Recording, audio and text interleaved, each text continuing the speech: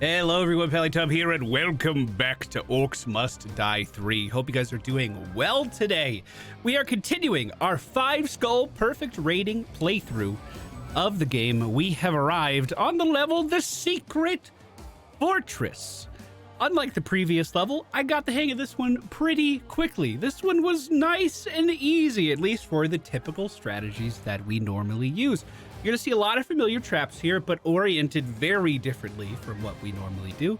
And remember, if you're enjoying these episodes, please be sure to hit the thumbs up button. It helps us out a ton here on YouTube, and it only takes you a second.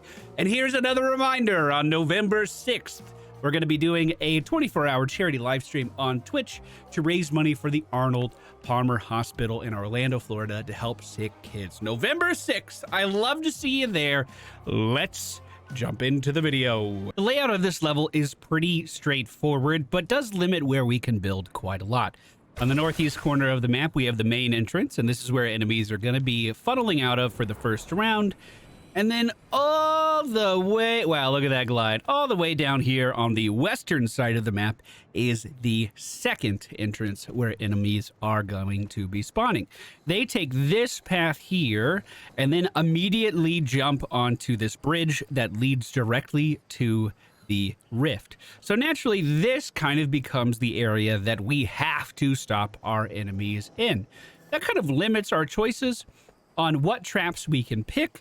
Another thing that kind of limits our choices on what traps we can pick is the weird orientation of these pillars. For instance, if we were going to do our normal zigzag strategy, we would then need like a half space here to then put people, it just ends up not fitting together well at all. So this immediately was not an option. We had to come up with something new. Another thing we cannot do that we've typically done on really challenging early levels is build up a bunch of defenses in front of the enemy's spawn and then hopefully kill them before they get too far away from it.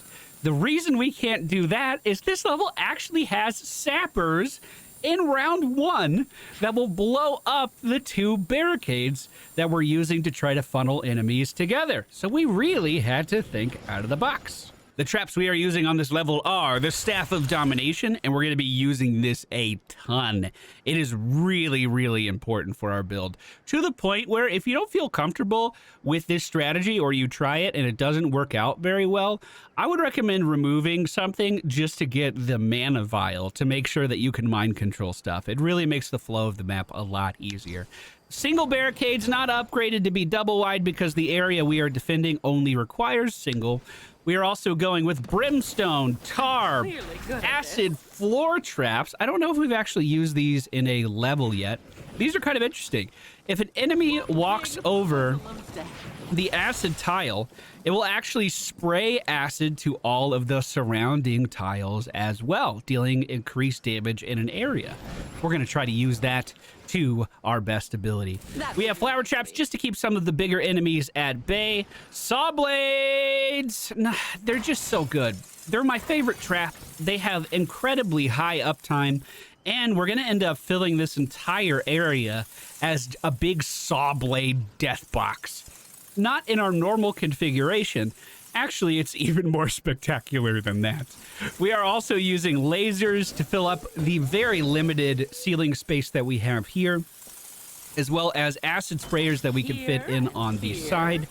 And to throw it in for extra damage, we also have archers, which I'm planning on placing pretty far back so they can deal damage inside of our main kill area. So, round 1, what's the plan? What are we doing? Well, first things first, we want to get some barricades up next to these pillars to try to funnel the enemies into a single tile. That's our goal here. We want to make as many enemies walk through one space as humanly possible. We're then also going to set up some tar inside of the middle just to make sure we keep enemies slowed. In front of each of the barricades, we are going to put some brimstone down, and then on the walls we're going to place, let's get rid of one of the brimstone, we're going to start to place, in fact, let's just get rid of all of this, start to place our saw blade traps to really capitalize on this area and get some damage flowing out in here. Round one is underway in 3, 2, 1. The first enemy that leaves the top door is actually a gigantic armored ogre.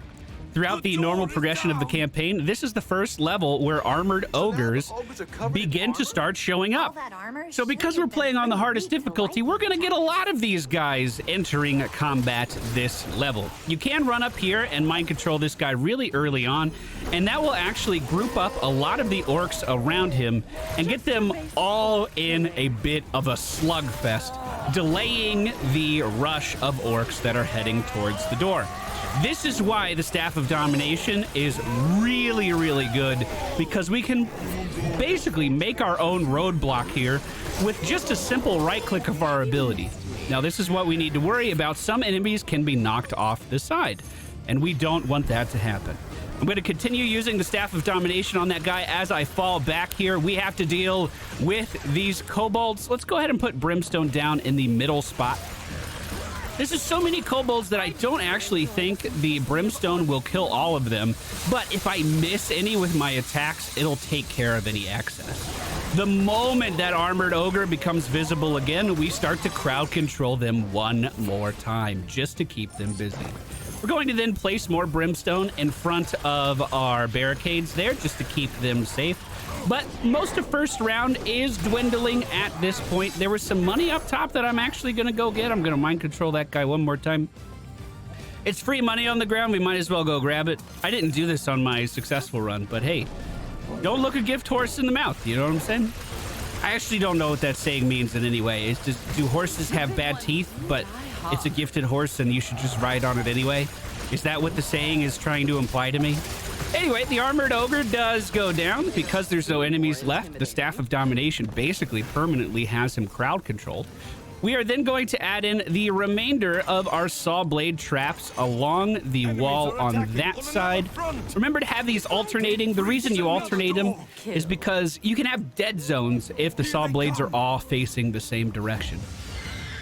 On the second round, we are going to see the other door at the western side of the map begin to open, and these enemies are going to start to run towards us very, very rapidly. There are some sappers in the mix in here, but they're typically not that hard to deal with. However, we are seeing our first armored ogre again, and what do? We immediately crowd control him because we want him attacking all of these enemies for us. This troll shouldn't be that big of a deal, but oh my god, that guy almost got through. A quick right click with the Staff of Domination does stop him in his tracks. This ogre is now CC'd inside of our kill box, not only taking damage from all of the saw blades, but stopping all of his friends from moving forward as well. And we're going to do the exact same thing on the next armored ogre. The Staff of Domination is absolutely the hero of this level. Next, let's go ahead and get some lasers in. We're going to put them right above the central path. Put a tar down, as well as an acid trap. Again, that acid trap is going to leak damage all around it, dealing damage to anyone in the area as long as that trap is triggered. We are also seeing Fiend Runners for the first time. These are basically kobolds that are immune to fire damage, because kobolds weren't annoying enough, am I right? Well, these guys will walk right over our Brimstone. That's why in round 3, we set those lasers down just to catch any stragglers that we don't pick up. An armor ogre has graced us with his presence, and we are going to crowd control him, making him fight his own allies with our Staff of Domination. That acid is spraying. You love to see it. I think the mind control ended, so let's get him again. Those ogres grouping up quite a lot in front of our kill box right now. Sometimes they throw enemies past them. Just keep an eye out for that. This ogre, I did miss the click on him. There we go. Staff of Domination did get him there. They are cleaving into my barricades a little bit. That's not a super big deal. As an armored ogre walks up, we're going to give him the exact same treatment. At this point, we could put some archers down and they would be pretty beneficial to our strategy. However, There are some gnolls that are going to spawn soon, and they only spawn in one round. So I'm basically holding out for that. I don't want to commit any resources to that until I have to. And it looks like this is the round. There is a super duper easy way to deal with these gnolls, and that is to put your back to this wall. These gnoll hunters will make their way into the rift, trying to position so you can see that.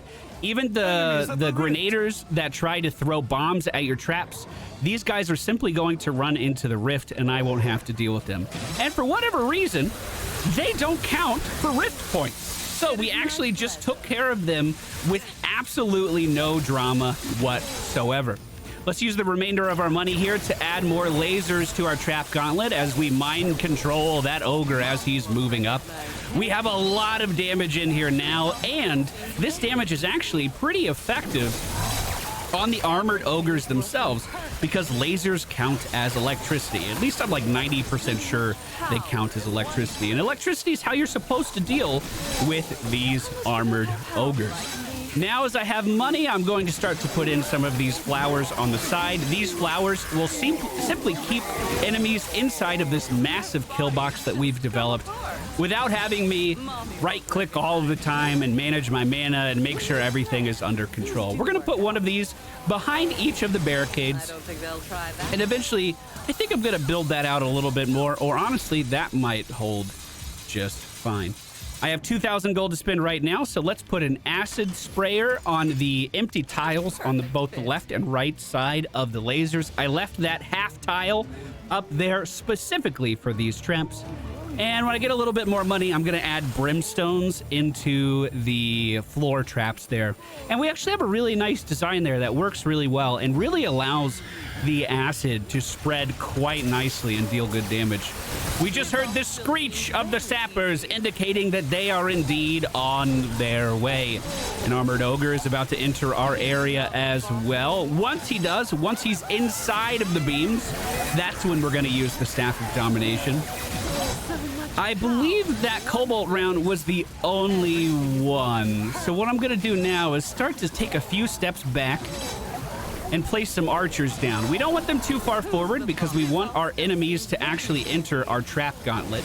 So I just kind of eyeballed it. This isn't mathematically done or anything, but I'm 2 floor tiles up if this ends up being the perfect spot.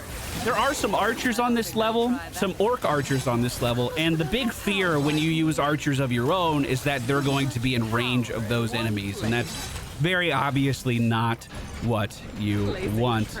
But we have a lot of money to spend, so I'm going to put a whole line of archers down there. Let's go ahead and extend our tar out 3 spaces as well, and I'm probably going to set another 2 barricades off to the side of these. I mean, I could have put brimstone in the front as well, but as you can see, this is holding super duper well. This is round 6 out of 8. I don't believe anything eventful really happens for the rest of this round. If you've made it this far, you can start to count your lucky stars. Things are probably going pretty well for you. Yeah, I think that range actually looks pretty good. That looks pretty good. They're shooting at all the stuff I want them to. No one seems to be targeting them so far. The armored ogres are actually starting to bottleneck a little bit here, so I'm going to mind control them just to keep that bottleneck going. In fact, if they are making it that far, maybe that's a sign that we put up those barricades sooner rather than later. But you know what we could do instead is add even more damage to the kill box with acid sprayers continuing along the side. That'll get even more poison inside of our kill box and maybe stop the ogres from actually moving up any further altogether. Maybe we don't need that defensive stuff if our offensive stuff is even better. Free skull on the ground. We're going to gobble that up really fast. I'm going to put that brimstone down that I promised. I know there's a lot of brimstone fans in the comments. On the way. I just made that up. Are there any brimstone fans in the comments? Anyone who's like, oh man, I fucking love brimstone. It's my favorite trap. I mean, I do incorporate a lot of them into our trap builds. Maybe I'm brimstone's #1 biggest fan. I put 1 barricade down. We're gonna put another flower next to that. I don't really foresee any enemies actually making it back that far. In fact, if we want to min-max, maybe another tile forward was where we put the archers. No, that's pretty good. They're pretty deep in the kill box when the archers start shooting. The big fear when you're going for like a high score is that your auto ballistas and your archers, if you're using them, actually deal damage to enemies before they enter the kill box. But that's looking pretty good. Look at this density in here too. That's a lot of orcs inside of this area, and we're dealing with them no problem at all so far. We have some extra money to spend. Let's set up our backline defenses just to make everything nice and symmetrical. And then we'll put in some more acid blowers in the front. That's looking real good. I think this armored ogre is actually the first one who made it. No, he didn't even make it over the line. They can't even make it over the line, dude. We're totally fine. We're totally fine. And here we go. The final wave is entering the kill box right now. I'm simply going to send some right clicks in here to increase our multiplier a little bit more. Whenever someone with the Staff of Domination mind control dies, they do explode for some extra damage, and that does help your multipliers as well if you're pushing for a high score. We have a really, really effective kill box here. I don't think they'll try that. And I imagine our score is going to be pretty damn good too. I'm feeling really good about our score right now. In fact, man, 11 multipliers fairly consistently. And most multipliers are above 8, I would say. Of course, we get a round of 5s right then. Come on, multipliers. You're making me look bad. You're making me fucking look bad in here. An ogre dies with it 12 times, and the final few enemies are beginning to move in now. I'm going to grab that mana potion just to refill our resource before we take these guys down. No, me neither. That was pretty good. That was pretty efficient. I like that quite a lot. Oh my god, and I got a new high score. I was already placed in the 30s on this level. I don't remember what my score was. You're gonna have to look at the beginning of the video to see that. But there you go. 5 skulls, no problem. Almost 2 minutes ahead of par as well. Where do we place on the leaderboards? Oh shit, top 10 is 3 million. We're not far away from that. We are ranked 21. Not too shabby. Not too shabby at all. If you guys enjoyed today's episode, please be sure to hit the thumbs up button on your way out. We will be back again soon with another Orcs Must Die 5-skull perfect rating video on the Rift Lord difficulty. The next level is going to be the Mage Tower, and it's a war scenario, meaning we have access to some different traps to use as well. And if this screen's any indicator, we're gonna have some fire immune enemies in there too. Take care, guys. Thank you for being here. I'll see you again soon. Goodbye.